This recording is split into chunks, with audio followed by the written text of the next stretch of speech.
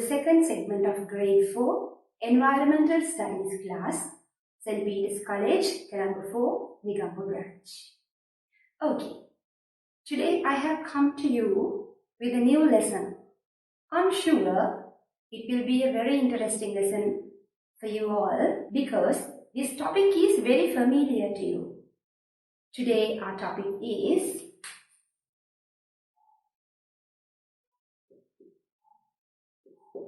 water. Water is a natural resource. You can see water everywhere. All living beings need water for their existence. Without water, there won't be any living creature on the earth. Water is very, very important for our lives, so we must protect water for our future needs. However, now we are going to start the first part of our lesson. My dear children, let us see sources of water. What are the sources of water? Sources of water means the way that we get water, the means of getting water. Rain is the main source of getting water. Water we get from rain, we use for cultivation and for some other purposes. Not only that, we can get water from some other places such as wells, rivers, streams, fountains, waterfalls, lakes and seas. But children, we must remember water that we get from all these places are not always safe for drinking.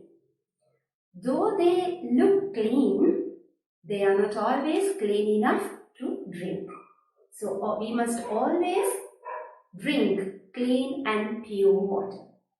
If you can drink a glass of clean water every morning, it will pave the way to a healthy life. Okay, now let us see the nature of water that we get from different places.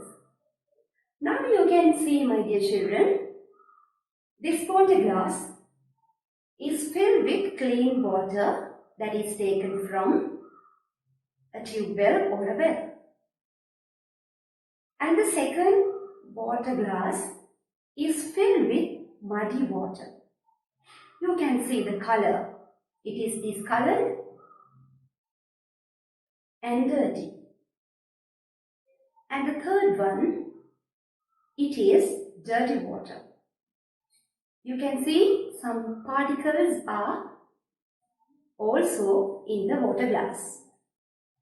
So the second and the third glasses are not clean enough for drinking, but the first glass is clean for drinking because it is taken from tube well or a well. So we must always remember that we must drink clean and pure water. Water is a liquid with no shape, no taste, no smell, no color. It means water is colorless, odorless, shapeless and tasteless liquid.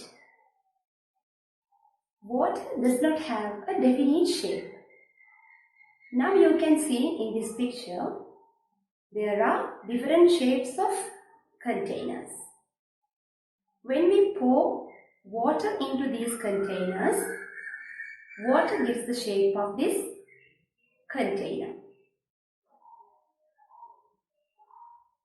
That is why we call water does not have a definite shape and it gets the shape of the container.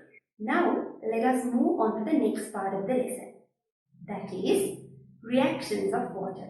Now we are going to do some experiments. I think you all will like it. For this experiment, you need a candle, a spoon and some water. You have to fix the candle and Fill water into the spoon. Then hold the spoon above the candle like this way for some time. After holding like this, you will see the water gets heated and water starts boiling.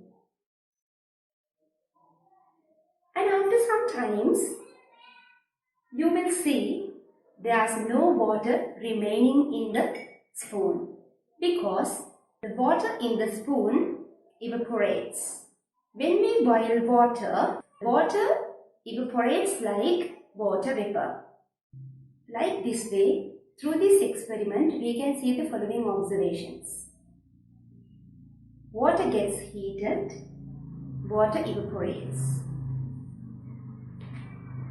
And the conclusion that we get from this experiment is water evaporates when it is boiled. ජලය නටනතුරු රත් කිරීමෙන් එය වාෂ්ප වේ.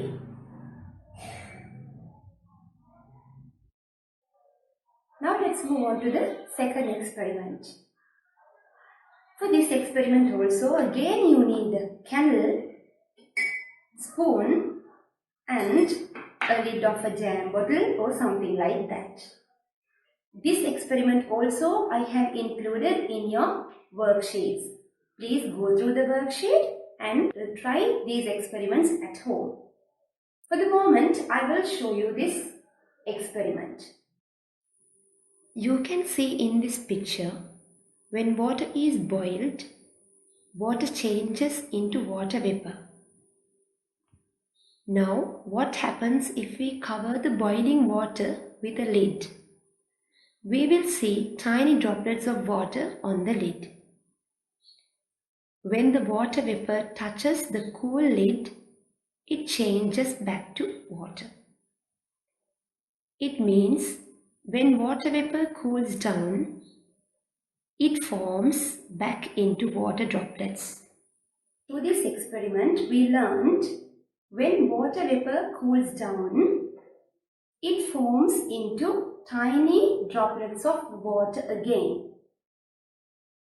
Our experiment was, what happens when water vapor cools down? Observations: water evaporates, water vapor forms into tiny droplets of water. Conclusion: when water vapor cools down, it becomes droplets of water again. Conclusion: when water vapor cools down, it forms into droplets of water again. ජල වාෂ්ප සිසිල් කිරීමේදී නැවත ජලය බවට පත් වේ. Now let us find out the uses of water vapor. You know, children, we use water vapor for different purposes, especially for steaming.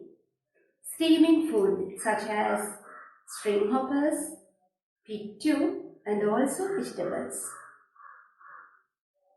And second one is steaming for Ayurvedic medical purposes. Now you can clearly see in this picture steaming for Ayurvedic medical purposes. Not only these things, we can find out some more uses of water vapor, such as steaming for cleaning purposes. So, my dear children, try to find out some more uses of water vapor and complete your worksheet also. Then, I think you have a clear idea about the things what I discussed with you today about this lesson. The other part of the lesson also will be done in the next week. So my dear children, I will wind up today's lesson like this, but I will come to meet you again with another lesson. Thank you and may God bless you.